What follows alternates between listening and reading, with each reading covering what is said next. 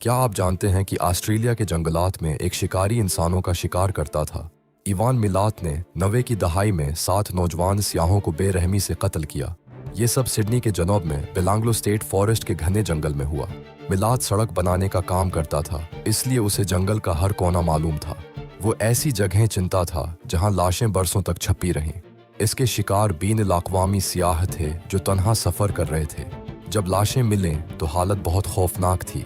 चाकू के जख्म, गोलियों के निशान और तवील तशद्दुद के आसार। ऑस्ट्रेलिया की सबसे बड़ी तलाश शुरू हुई।